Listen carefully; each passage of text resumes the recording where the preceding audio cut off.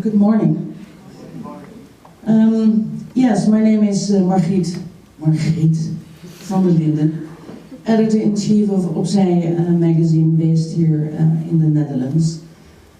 We come up with a list of the most powerful women in the Netherlands every year, and Jeroen is on that list. So I think that part of the reason why I'm here. Maybe the other part is in my story. So thank you for inviting me and having the opportunity to speak at a conference focused on such important and crucial matters in the lives of children, and I think all human beings. This year in December, 2.3 magazine celebrates its 40th birthday. By the way, I don't know how many Americans are here. Quite a few, I think, yeah. So maybe you can compare my magazine to Miss Magazine, based in America. Once in 1972, when I was just 2 years old, the magazine started out as an important platform for women, for Dutch women. They were encouraged back in those days to be independent, to start living their own life, to be responsible for themselves, and to be self-reliant.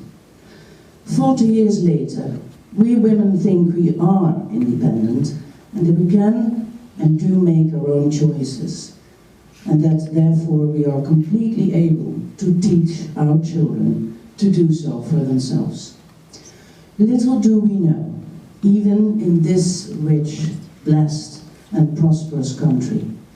Just last week, Delta Lloyd Foundation, part of the big insurance company Delta Lloyd, published the results of a survey among 500 females, especially on the subject of financial self-reliance. The outcome? Just as 40 years ago, women are still vulnerable when it comes to their financial situation.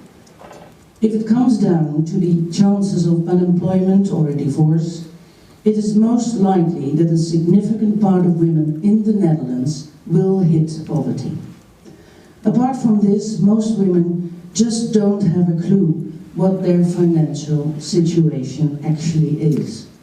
They just don't know because they don't relate to it as their business. And no one ever taught them how to handle the economical part of life. This was just their father's business, or their brother's, and now their husband's business. A very tricky situation, and again, not very different from 40 years ago. So when it comes to the importance of teaching children the ABCs of finance, since we want the best for our children, all children, it's about boys and girls. We do like to focus on school, sports, music, lessons in general, but what about our financial education? Do we teach our girls still to be independent? Do we, and when we do, what do we mean by that? That she can make her own choices, even when it is that she can ignore her finances? Or are we trying to do it different from our parents?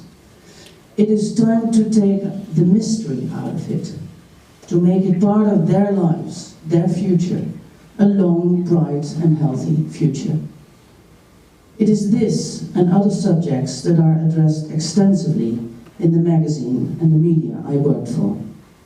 At the same time, I know that publishing on financial issues is by readers regarded as harsh, cold, distant, not something you want to read or learn about after a long day, not very sexy. Yet, it is crucial that we do. But how? As it worked for me in my life, and for example in the women's movement back in the early days, it is important to have role models. People, men and women, in the lives of children who are living the lives they want to live one day and who are living it. Role models. Maybe Jeroen is such a role model. It appears that when it comes to finances and money matters, investing and budgeting, only 20% of teenagers report that their parents have taught them how to save money, for example. And this is just the Western world. I hope we can find ways and role models today to bring these extremely important matters to children, boys, but especially girls worldwide.